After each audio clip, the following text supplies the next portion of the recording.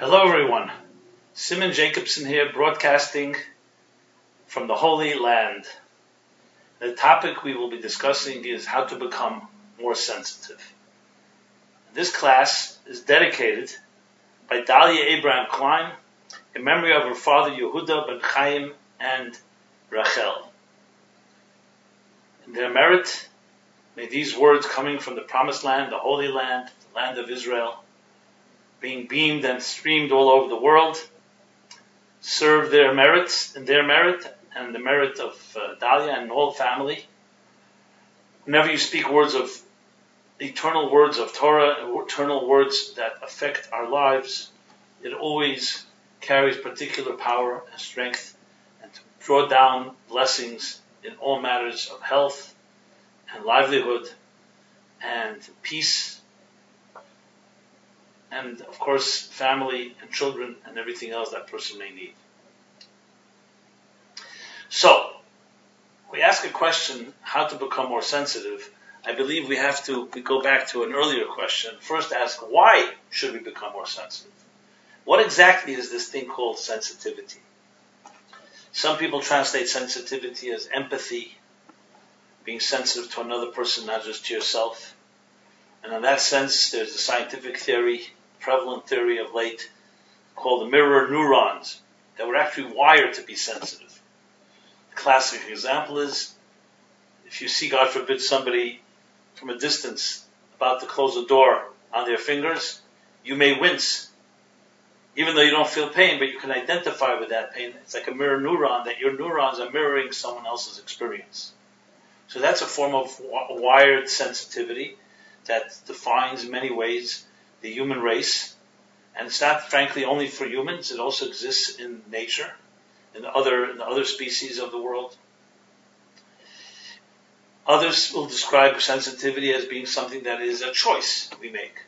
It's the bedrock of compassion. It's the bedrock of coexistence and cooperation and interconnectivity, which is so fundamental to human beings. So it's a moral, ethical obligation for us to be sensitive to each other and not callous and not selfish and be aware of another person's needs, to defer when we need to defer, instead of living completely self-absorbed and all it's about me, me, me.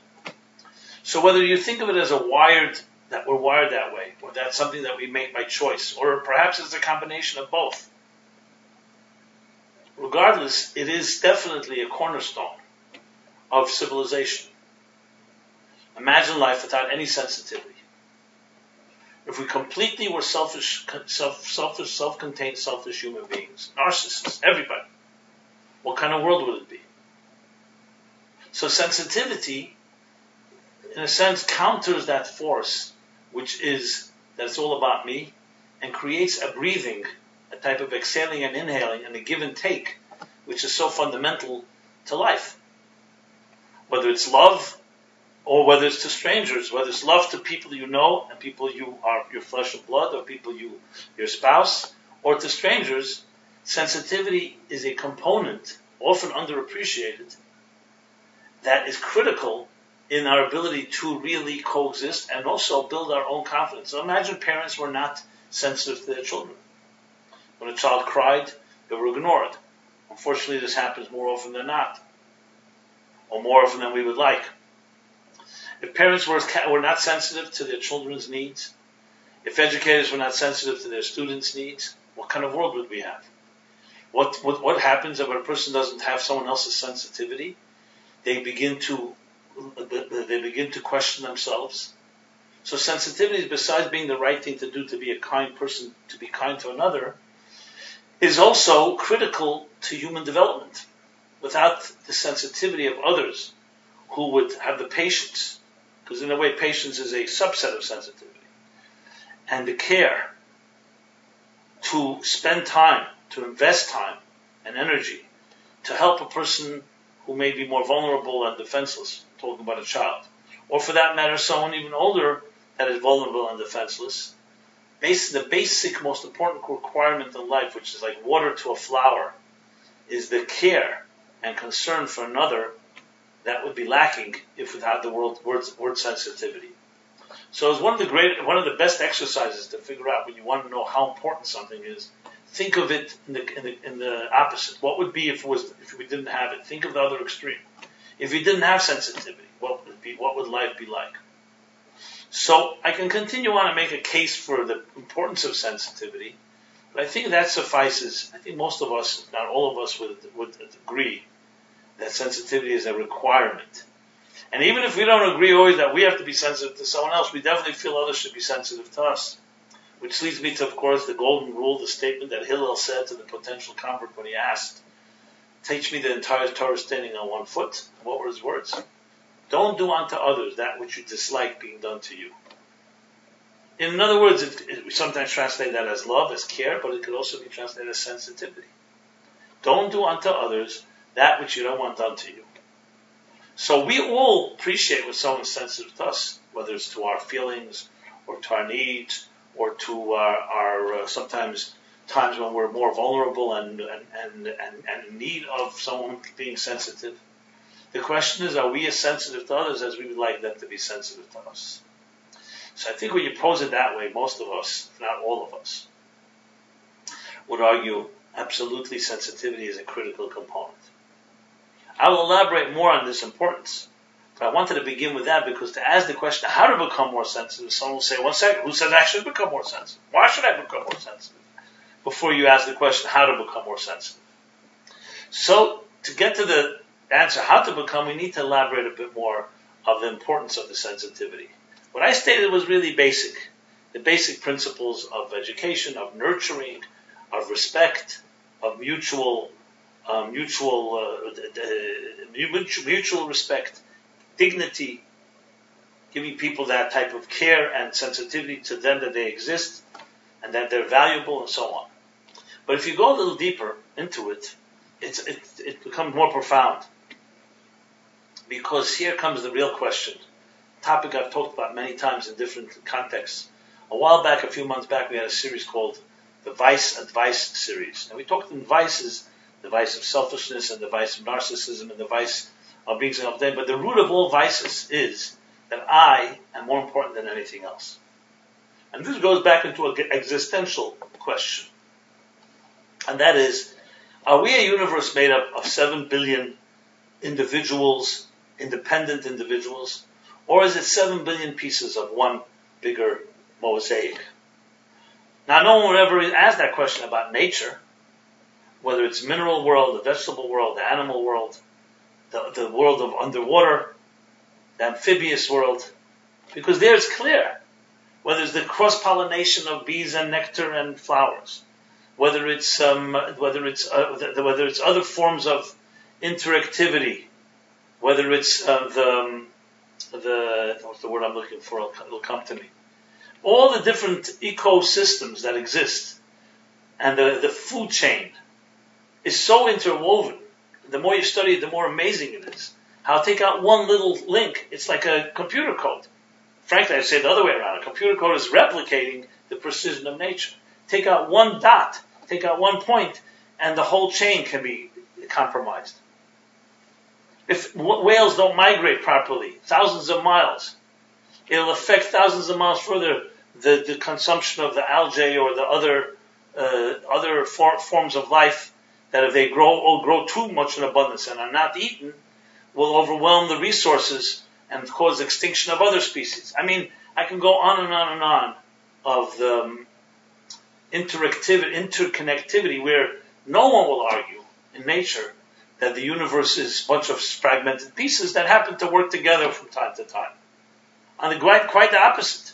It's one integral unit that has many components to one big machine. And we're still discovering and learning more about this integral connection.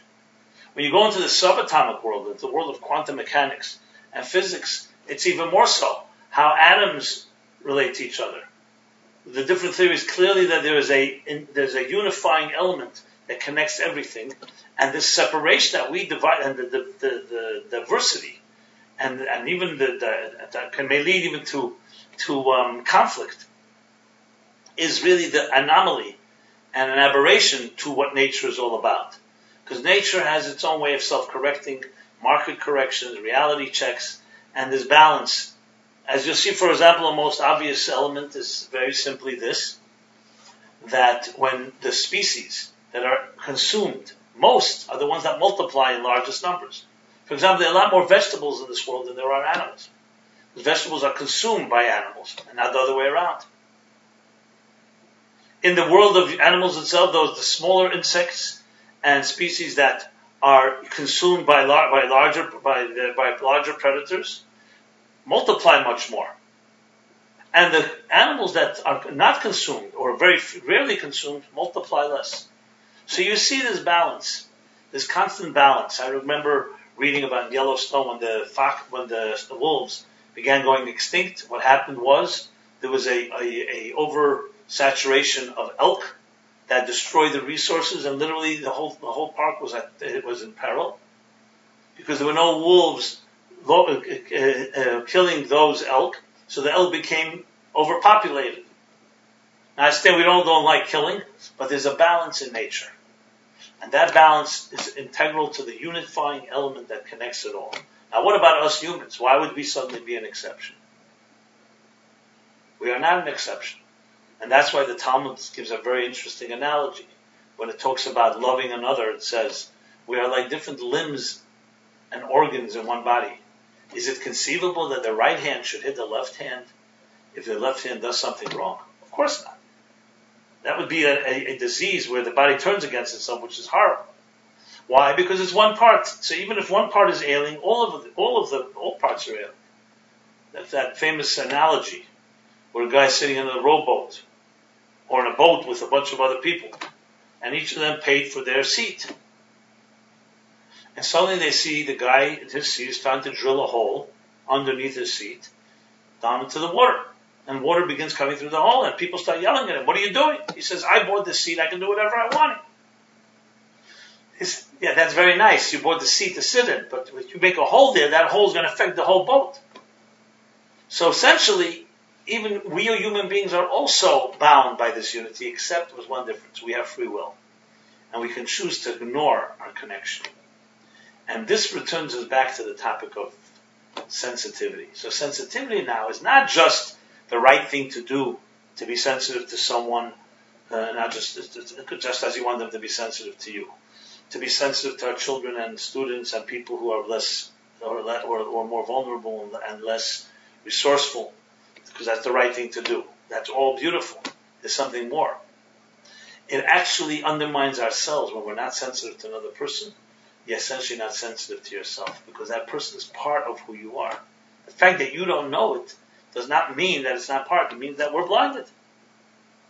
And that's exactly what Arizal, famous Arizal, who Thursday, this Friday will be his. Is it Friday? Yes. Will be his yahrzeit. The Isaac Luria explains the secret doctrine of the Tzimtzum. Say that Tzimtzum. I've discussed this many times. The Tzimtzum is this enormous doctrine, I would say revolutionary doctrine that comes to explain explain many things. But one of the things that comes to explain how is it possible that we indeed cannot do injustice to one another, that we can hurt one another and be insensitive to one another. It's possible because there's a certain shroud.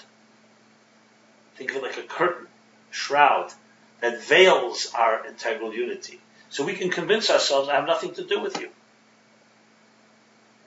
I sit under my shade, in my place, I can drill whatever hole I want, and not realize that every act you do, for good or for bad, affects not just you, but everybody else. In nature, it's built in, there's no free will. In a musical composition, the composer says the musical notes don't have free will either. In every structure that is controlled, either by nature or controlled by its engineer or creator, there's going to be this symbiosis. That's the way it is, and every component of that integral whole and unit recognizes it. It's only humans that can make a choice, and they can be blinded and think there was no connection. So sensitivity, therefore, is actually a reflection and an expression of, you know what? It's an expression of our integral connection. So then it's much more than an obligation and the right thing to do, which it is. but it's also a part of the breathing. When I use the word breathing, for us to breathe, imagine we only exhaled or only inhaled. Sensitivity is the exhaling and inhaling of our psyches and of our emotional interactions, where we care about another. Now, the level of care, of course, is dependent on a person's working on themselves. Some people care more, care less, but everybody needs sensitivity, and everyone needs to give sensitivity. So it's not just for the recipient. It's not just saying, listen, if you want to be sensitive to others as you want them to be sensitive to you. It's deeper than that. It's when you're sensitive to another person, you are actually feeding, you're exercising and nurturing and nourishing the integral unity within your being as it connects to the universe around you. So our sensitivity to other people, our sensitivity to animals, our sensitivity to the vegetable world, to plants, our sensitivity to the mineral world, our sensitivity to the cosmos, to everything, to every iota and fiber of existence, is a declaration of recognizing the sanctity of life and the sanctity of the unity within it all. What the mystics call the divine unity that connects it all, the Achdus. So in that context, sensitivity is a far more powerful concept than simply just, well, I don't want to call it simply, than just a ethical obligation and the right thing to do that make things grow and be healthy. It adds another whole dimension because it reflects and reveals what we really are like. Truly sensitive human beings to each other. However, in the divine plan, it was concealed, so we don't sense it. And our work is to recognize it and then cultivate it. So now that we've established that, let us now talk about how to become more sensitive. And frankly, without that introduction, one would say, you know what, I'm sensitive enough. Who says I need to become more sensitive? Why is it that important? So let's rephrase how to become more sensitive. You know what that means? How to become more real to yourself and true to yourself. How to become more sensitive means how to become more connected to the integral unity, how to plug in to the source of unity that makes us incomplete people, complete human beings. In other words, being insensitive to another ultimately creates a disconnection between you and yourself. So someone will say, listen, I don't need to be sensitive to anyone else. As long as I'm intact, that's fine. You cannot be intact.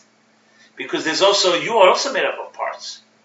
And your parts, for them to be sensitive to each other, so to speak, for them to really work well together, for the mind and heart to be aligned, for your dreams and aspirations to be aligned with your actions, for the alignment between who you are and what you do, and all the different voices and conflicts that tug us in all different directions, cannot ever be bridged and fused until you experience sensitivity, because sensitivity opens up the door for connection.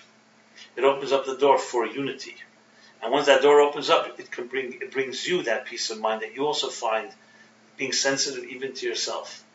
It's not an expression you often hear. What do you mean sensitive to yourself? Yes, sensitive to your needs, sensitive to being confident, to loving yourself, not being harsh on yourself, not beating yourself up. Sensitive to yourself. Like one of the Rebbes, the previous Chabad Rebbe once said, just as a person has to know their own strengths, just as a person has to know their own weaknesses, they have to also know their own strengths. And just like we don't speak Lashon Hara, which is slander and bad, we don't badmouth someone else, we also don't badmouth ourselves. So sensitivity to yourself, to your sacred life. Interestingly, in Jewish law, you find the concept of self-mutilation is a crime. And you could say, what difference does it make? It's me. No, I'm not affecting anyone else. I cut myself, God forbid, or I do other things to hurt myself, as long as I'm not hurting someone else. No, because as the Radbaz says, your body is not your own property. Your life is not your own property. It's a gift. So being sensitive to yourself is being sensitive to the gift that you were given and not to abuse your own gift. Health, therefore, is not just the right thing to do. It's not just good for your own being. It's also the sacred thing to be. It's what the plan is. It's being healthy, meaning healthy and aligned to what the cosmic engineer wants of you. So with that context, sensitivity takes on a whole different component in our own particular fulfillment and self-actualization and full awareness and really being a complete human being. So it shouldn't be a surprise that we say to be sensitive to another is connected to being sensitive to a higher calling, to God. because it means that you're not consumed with yourself. So now, I would say, the more you recognize the importance of sensitivity, then essentially a sensitive human being is countering that blindness, that concealment, that shroud. So every time you're kind and sensitive to another person, you know what you're doing? You're making a statement that I will not accept the illusion that we're all separate. And I'm going to demonstrate that we're really all one and we're all connected. The more you are aware of that, the more you embrace that, the more obviously you're going to find ways to become more sensitive. That's why it's so crucial to understand and appreciate what sensitivity is before we start talking about how to become more sensitive. Because there's no doubt that once a person appreciates it, then you'll be looking for ways. And you won't even need people to suggest ways. You'll be constantly looking, how can I breathe better? How can I have that give and take? How can I open up channels that have been clogged and locked up for so long? So, with that, you can rephrase the whole idea and say the following. Being more sensitive is opening up the spiritual channel. Spirituality unites, materialism divides. There's an expression in the prophets that says, that can be seen as a blessing, it could also be seen as a curse. It says, a time when a person sits under ish tachas gafnei, ish tachas teinosei. A person sits under his vineyard, and a person sits meaning by his vineyard, and by his olive garden, by his olive field. What do they call olive patch? Not olive patch, an olive. You get the idea, an olive farm. So, on one hand, it can be translated as being a time of peace. People are not going to war. It's a peaceful time. Everyone sits in their home, their garden, their field, their vineyard, and their olive field. That's where they sit calmly. But it could also be interpreted as being everybody's self-contained. Everybody's in their place and don't care about another. So in our times where we have so much material success and material prosperity, so much free time, leisure, ironically, you find these bonds of sensitivity become weakened. And you say, why? And one thing when you're in a time of war, so you take on the mode of survival of the fittest, dog eats dog, you'd be less sensitive to everyone else. And you find that's not the case. It's the comfort zone when we can fall back into our delusion to thinking each one is, I'm on my own, I don't need you, you don't need me. Or you'll say it one way around, I'm happy if you're sensitive to me, but I don't need to be sensitive to you. That's a direct byproduct, an outgrowth of a very materialistic society, because materialism by definition is callous and insensitive. Because materialism means you're going to kill, you're going to conquer, you're going to win, you're going to profit, you're going to gain something, and you're doing it for your interests, and to do that, you have to take from someone else. Not necessarily criminal. It could be moral and ethical, but business by definition means I sell you something, and you give me, and I would like to profit from it. So in ethical business, you have balances. Everybody understands that you're going to be profiting, and everyone's a give and take. I need rice, you need coffee. So it works. If you're more shrewd, you get more than you give. In the world of spirituality and soul, where love, truth, God, soul, spirituality matters, there it's not defined by the parameters, physical and material existence. It's defined by parameters. I cannot be in your seat while you're sitting there. I can't eat your food while you're eating it. And I can't have your money it's your money, not my money. So materialism divides, and therefore materialism by definition feeds into that symptom that creates the insensitivity of one entity to another. What is the counterforce to that? Is when you become more soulful. More soulfulness unites as opposed to materialism dividing, because it's not defined by soul is like a flame. One flame can feed another flame and light another flame without being diminished at all. On the contrary, when more flames out there, then the flames join together, they become greater. They say the difference between a speech, when people speak, and when people sing.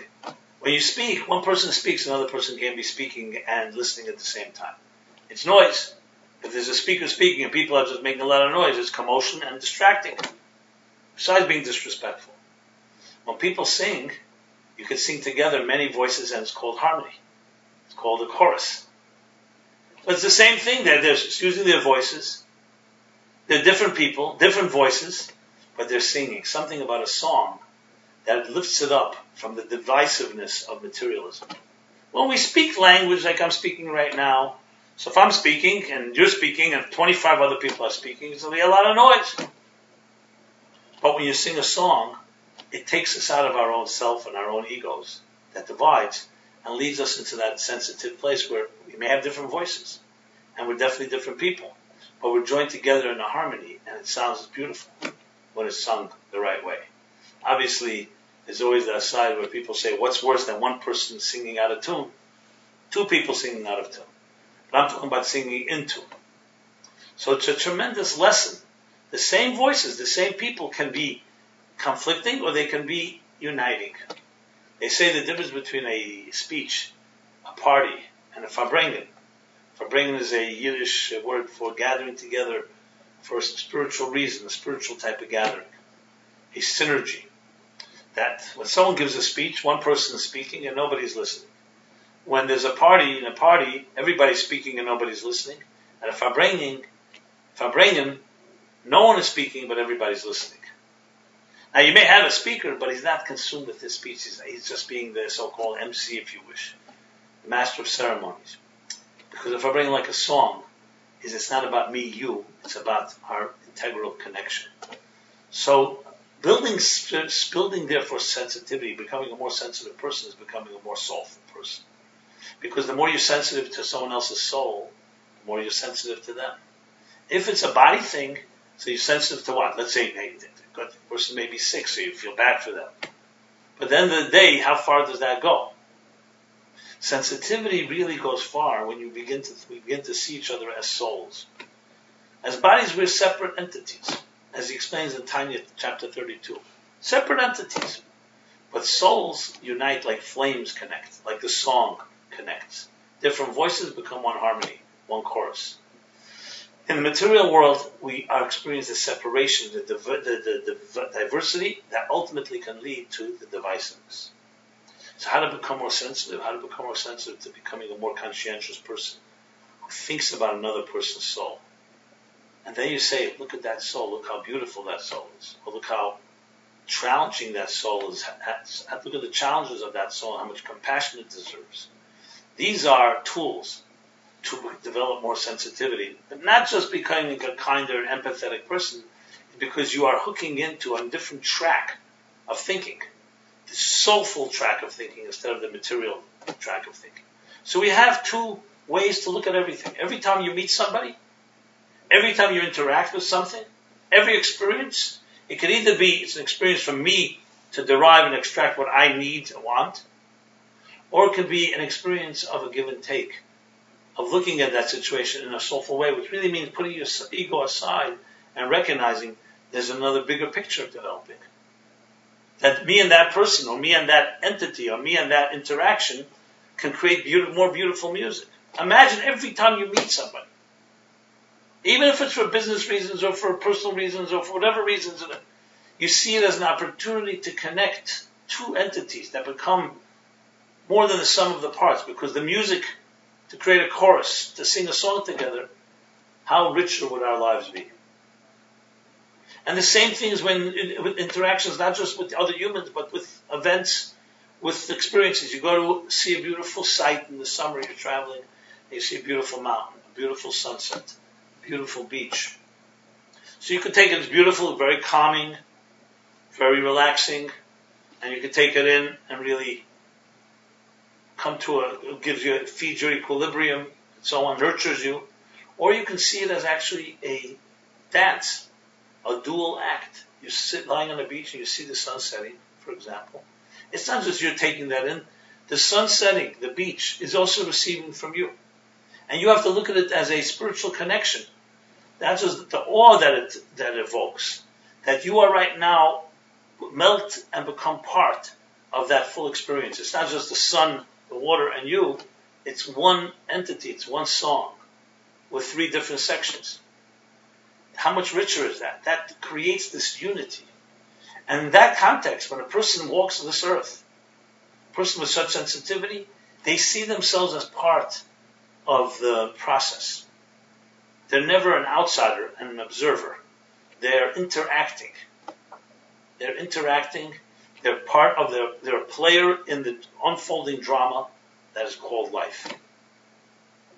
That gives you also, empowers you to feel that you make a difference. You're not just standing on the side it's not a side tree. You're not just standing on the side and watching things happen. You are part of the process of it happening and unfolding. So the sun is setting, but so are you part of that picture. It's not just you're watching a piece of art or you're watching something happen. You are part of that process. That's what sensitivity is. So sensitivity is really getting yourself out of the way and your agendas and your interests and your game plan and recognizing there's a hidden choreography and you are blessed to be part of a bigger picture. Now we're standing in awe of something. And when we experience what some people call a miracle, the birth of a child, or some of the natural descriptions of the beauty of nature that we experience, you'll find the real experience is not when I say, look how rich I feel. On the contrary, you don't speak about, there's no I. Look how I'm part. You dissolve.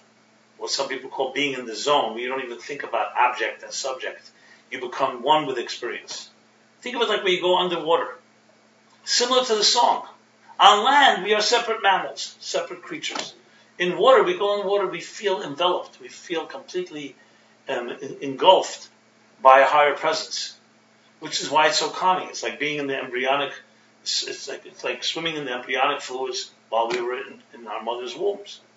There's something coming because it's not about you, it's about you being submerged, you being sublimated by a higher presence.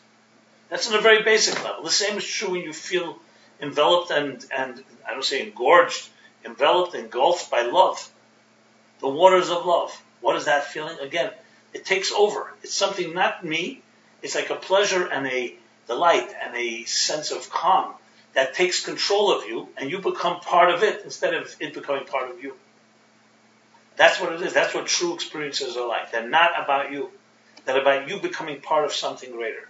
Being in the zone, a channel, a manifestation, an expression of something greater and higher. So in that sense, sensitivity is about all the purpose of existence itself. And how do you become more sensitive? 2 things. First, you have to shut down and lower the volume of your material life. The rush hour of our lives. And 2, you have to higher the volume of the spiritual part of your life. I shared this story just captures it so well. It was this obstetrician that would come to my class. I remember once at the end of the class, we were hanging around. And someone started talking about what they do. Each one person shared what their work was. And he described it as an obstetrician. And it's exhilarating for him till this day to help bring children into this world, to help the mothers give birth. He worked at the New York hospital on the east side of Manhattan. And he says, the way he described it, it was very moving. He said, there are times a baby's born in the middle of the day, all the rush hour out there. There are times a baby's born in the middle of the night and it's much quieter. And I always think to myself, sometimes a baby's being born and it's middle of the FDR, with all its noise and racket. And you hear horns honking and brakes screeching and you can sense tempers flaring. People are rushing, they're rushing. Where are they rushing to? Some rushing home to dinner, some they're rushing to a show, to a meeting. Most people rush just to rush. He says, and I have the privilege at the same time, in this quiet of a room where there's the mother, an attending nurse, and the doctor, myself, and a new child, a new life emerges. And I think of the contrast. People so busy with their stuff. And here I'm able to be part of eternity. Miracle birth. It brings me to tears, as the doctor said, and that's why it's worth it. It reminds me of the priorities of life. That night, I decided to drive home on the FDR. I wanted to recreate the experience. I'm driving the FDR, it's a big rush hour. I look up the New York hospital, I see the 8th floor. Couldn't obviously see anything. I was thinking about it and how right he was. And it reminded me of what the Baal Shem Tov said. What is the difference between a miracle and a natural event? What's the difference between miracle and nature? So most people think a miracle, supernatural event, middle of the street suddenly parts and the water parts and the lightning and angels flying. He says no.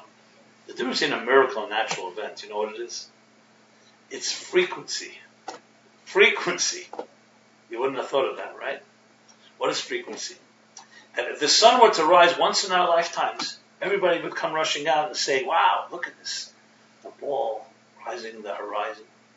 Bring our children camera crews once in our lifetime.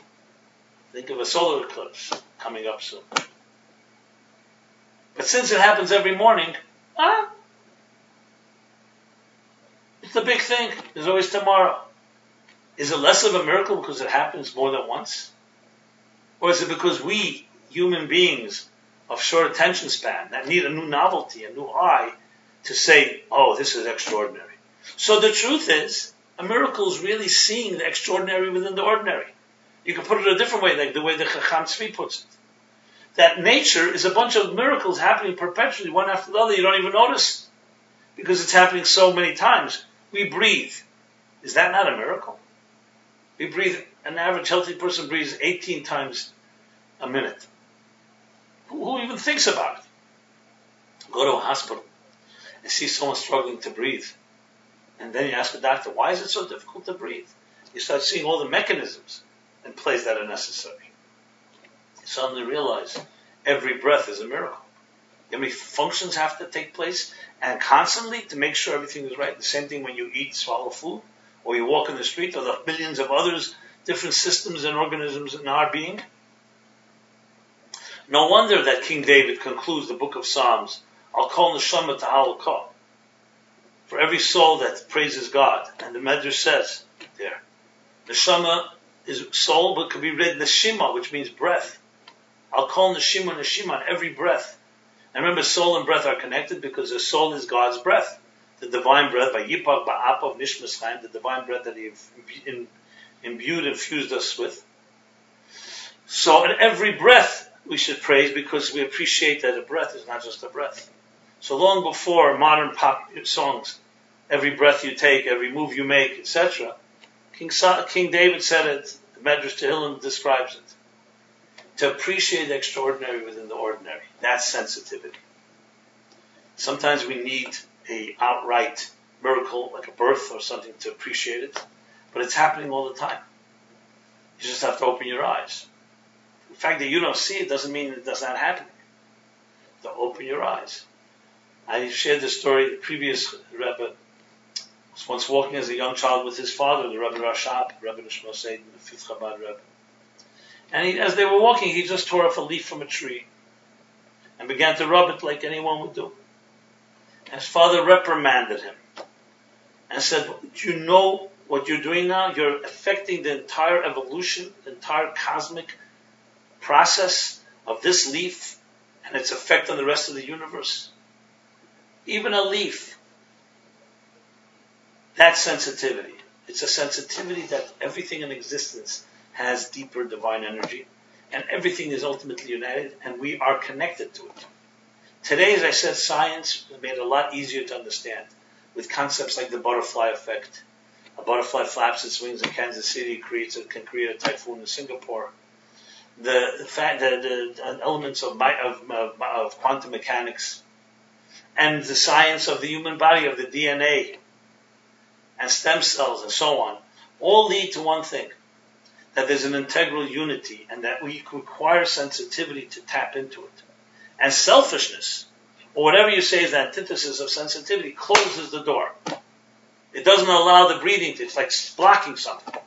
Imagine something that invades your body, God forbid, and doesn't let blood flow through.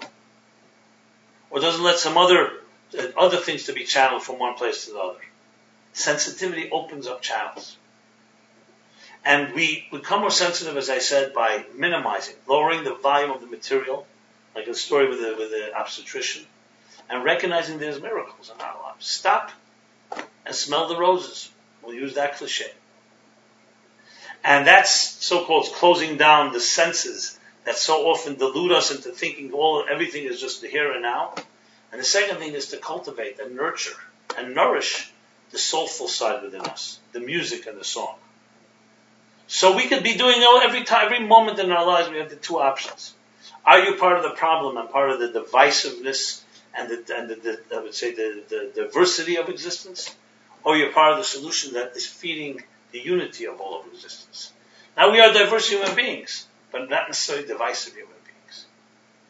Diversity can lead to divisiveness, but it can also lead to harmony. When it's a song, when all are focused on something greater than themselves and their own parts.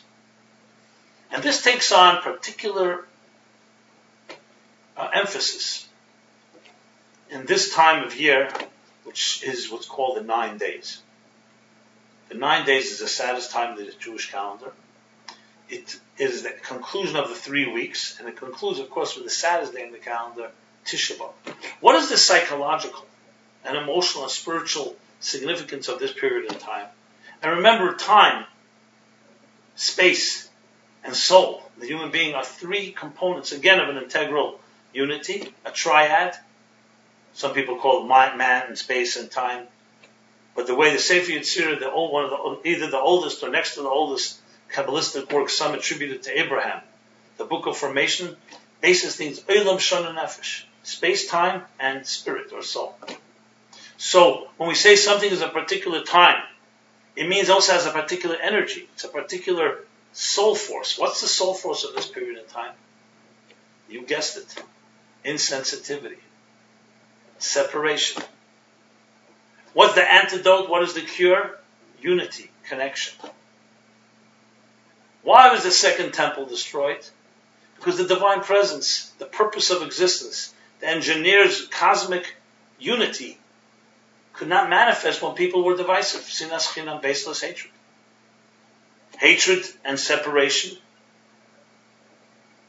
and acrimony and all that comes with that does not let the unifying energy to manifest.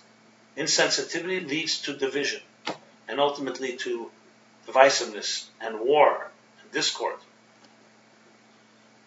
So we honor the destruction of the temple not just because the building was destroyed thousands of years ago, but because of what it means even today. And the Talmud says, Yerushalmi, a generation that does not rebuild the temple, it's as if they destroyed it, because this is a perpetual effect, the divisiveness of the tzimtzum, that deludes us into thinking we're separate when we're really one. So when we hurt or we hate another person, it's like hating yourself in some way. You don't know that, but it is. And vice versa. When you love another person, it's like loving yourself and connecting, which is, of course, the tikkun, the repair, the antidote to the thing called divisiveness is sensitivity, is care. What is the first verse in the book of Lamentations, Eicha, that we say Tisha B'Av night, which will be next Monday night, right? Eicha Yashva Badad. Alas, how sad. She sits alone. Who's this she? She is Jerusalem, the city of Jerusalem. If I look out far enough, I can see it not far from here. Why, of all things, did Jeremiah decide to begin this book of Lamentations with the loneliness of the city? Badad, alone. There were bigger things that seem to have happened then. You had the destruction of the temple, which includes all the holy service that was done there on an ongoing basis, the divine revelation there. You have the killing of who knows how many people. First by the Babylonians in Temple 1. He was, of course, talking the first temple. And then the destruction by the Romans in Second Temple. You have the banishment and exile and displacement, the Golus that began then. But no, he focuses the first time. He talks about that. Other stuff. But he begins with the loneliness, because loneliness, my friends, captures the essence of the root of the problem. A sense of separation. When you feel lonely, existential loneliness means you don't feel connected to the purpose, to yourself and to others. So it's true, the manifestation through the murders, the manifestation of the pillaging, the destruction of the temple, the exile, its symptoms are far worse than the root in a way. But the root is the issue, is the loneliness, the separation. And what is the solution to loneliness? is connection. So if you're lonely, one of the ways to solve loneliness, connect to others. Be sensitive to another person. You'll say, 1 second, I'm lonely. I'm so consumed by loneliness. How could I be sensitive to others? People have to be sensitive to me. Counterintuitively, interestingly, that's exactly the wrong way of thinking. That's a selfish way of being lonely. Let's be alone together. Or let's share a cup called loneliness. No, that's not the way to resolve it. The way to resolve it is not saying, oh yeah, I'm the needy one and I'm the lonely one. I need people to take care of me. Show sensitivity to another person when you're lonely, and you'll be lonely no longer. That's how it works, my friends. Yes. Connection breeds connection. And loneliness breeds loneliness. The way to fight separation is by being more sensitive, being more kind, and more giving. You'll say, but I'm not in that mood. Get out of it. Forget about you and your moods. That's the problem. As soon as you think about me and my moods, that self-consuming type of thinking is exactly the product of the tzimtzum, about me, me, me. That's materialistic thinking, which inevitably leads to insensitivity and loneliness and separation and all that comes from that. Stop thinking about you and think about the purpose. The purpose is that you should find unity. Look for unity. Do something that unites with another, and you yourself will become more united. It's sometimes hard to do alone. That's why you need friends. You need people that you invite in and tell them to make sure to almost kick you in the pants, willingly, obviously, that you want them to. I'm not talking about, God forbid, anything abusive. That you invite that, but that's the key. So sensitivity, when you start thinking about it, is a far, far bigger topic than just what the word implies. And it's in our power to do it. It's in our power not only to do it, it's a gift. It's a gift because everybody has the ability to be sensitive.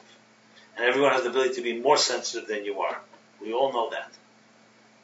Many times I say something to someone and I think later, could have said it a little more sensitively. Obviously the point here is not to beat ourselves up, but it's about introspection and recognizing. And it's not about having self-pity and saying, look, I'm the one that needs all this sensitivity and compassion. That's not a good way of thinking. The healthy way of thinking is, I will initiate what it is that I want in my life. I'm not going to wait someone else to do it for me. Because that can be also demoralizing, and ultimately, you deep in your heart know that you didn't initiate it. Initiating this type of sensitivity, this type of kindness, this type of connection, has tremendous, tremendous power. So as we are staying in these 9 days, which as I said, psychologically, emotionally, is a time of desolation. It's a time of loneliness. It's a time of separation. We counter that by doing everything possible, increasing more than ever any other time of the year in adding to connection, more sensitivity, more kindness. That's why the prophet Isaiah concludes in the Haftarah that we'll read this Shabbos. It's coming Shabbos before Tisha B'Av. Siyam b'mishpat tepada. Zion will be redeemed through mishpat. Mishpat is law. Is through study, which leads people to be together and study together. And v'shaver and its captives with charity will be redeemed. Charity, another connector. Obviously it means physical charity, but every form of charity. Any giving, any form of bestowing, whether it's time, energy,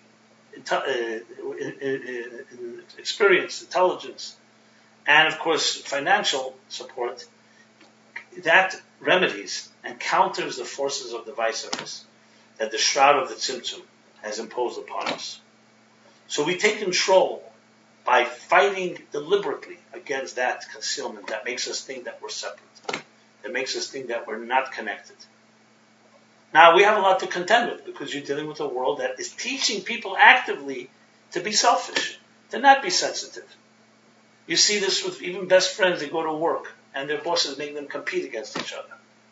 And they compete for promotions, they compete for positions, they compete for salaries. Because we live in a dog-eat-dog world that is consumed with its own materialistic pursuits, thinking that is the best.